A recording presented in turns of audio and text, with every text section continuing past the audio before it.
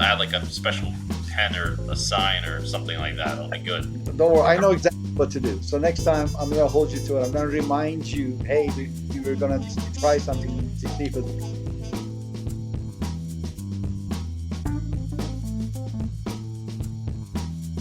One thing I realized from at least actually doing a little bit of research on wrestling is that a lot of these wrestling fights have all these backstories and people are betraying each other and there's all this drama and all this nonsense. And like poker feels like it could have. I mean, I don't know about the betraying, and it does have that too. Basically, I'm happy to like throw out some names and cause some drama about people that have stolen money from me or anyone else. I'm totally happy to stir up some drama about that because I think they deserve it, frankly.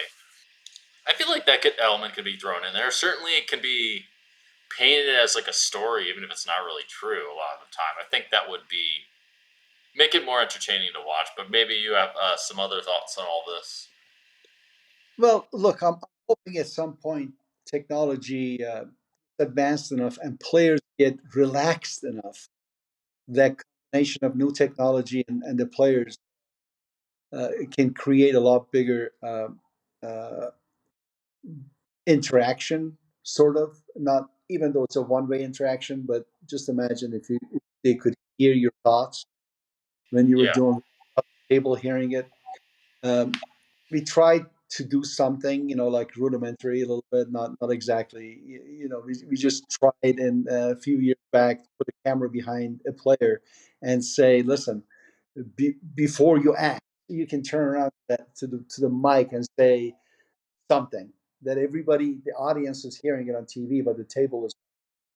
And I put that behind a player that I thought would be very successful and very natural for him to do it, and it still didn't work.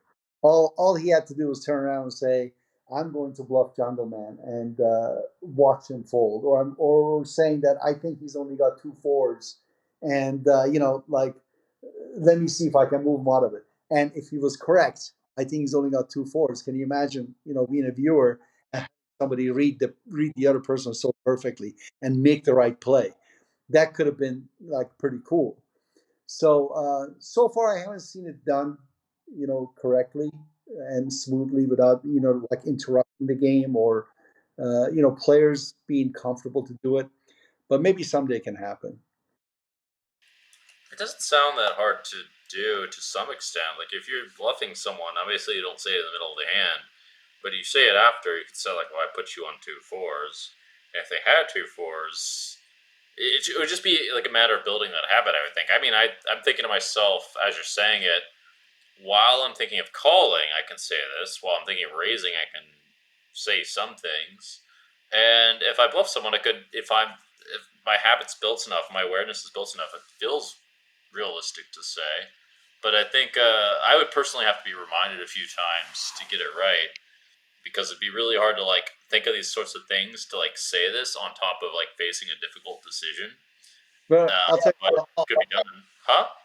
I'll hold you to it. Next time you're playing All in a right. show producing, I'm going to show you a trick that you can talk to your audience, and Okay. let's see how well you pull it off. All Nobody at the right. table is going to hear it, and our producers are going to know that you're getting ready to say something. So we'll Okay. make sure your mic is adjusted correctly and talk to the audience. And let's see how Okay. it works. I'll look into the camera and talk to the audience. It'll be funny. Like You this don't fits. even have to, you don't even Huh? have to look at the camera. I'll show you the trick when next time you're playing. Maybe at the final table of the World Series this year. Okay. Well, I'll look into the camera. This sounds fun to me because all these weird like things that like talking. I don't even know how to describe it. These like strange social situations are up my alley. Yeah. So I'm into it. Just shout, "Jungle Man, say what you're thinking," and that'll get me on cue. Or like I don't know, we'll add like a special pen or a sign or something like that. It'll be good. Don't Um, worry. Don't worry. I know exactly what to do. So next time I'm going to hold you to it. I'm going to remind you, hey, we were going to try something to see if it works. And I think you'll be very good. all right. I think last time I'm thinking I'm not sure how we got on this one subject. We were talking about legalizing poker in California. Maybe this was because this will be good for poker. Maybe this is like what poker needs is just like more legalization. Or am I a little confused here?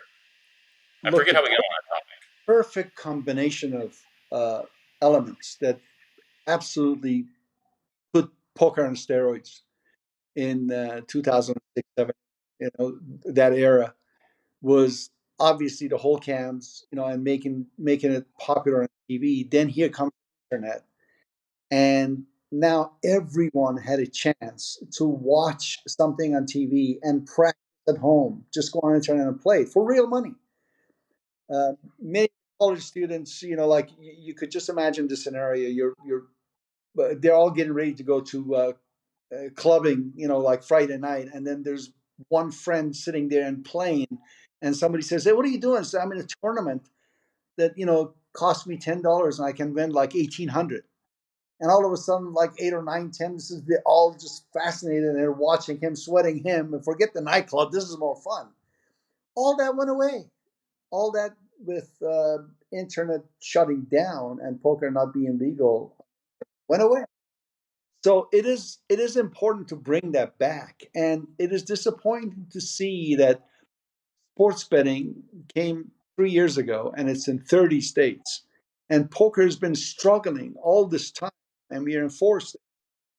So, and we are still waiting for some of the big states like California, that's really used to be pretty much quarter of all the people playing on the internet in the world, and still debating, going back and forth. It's come up for votes, and every time it comes in, whether it runs into problems with the Indian reservations uh, or things that I don't know, whatever that happens, it just doesn't pass. So if somehow poker was moving alongside of sports betting, and it was coming to many of the states and becoming like a national, uh, becoming legal to play nationally, where states can have liquidity, meaning everyone can play. You don't have to be in a state, only your state. You could, people from Nevada could play anywhere else. Play New Jersey, play Michigan right now, and go on playing all these other states. Of course, it can come back, and it can come back a lot bigger. All I'm hearing these days is how much it's growing, and you don't see it in U.S. because yeah, it's growing everywhere else. Texas Hold'em is growing in Germany, not in Texas. It's like so weird. Yeah, it would be a huge boost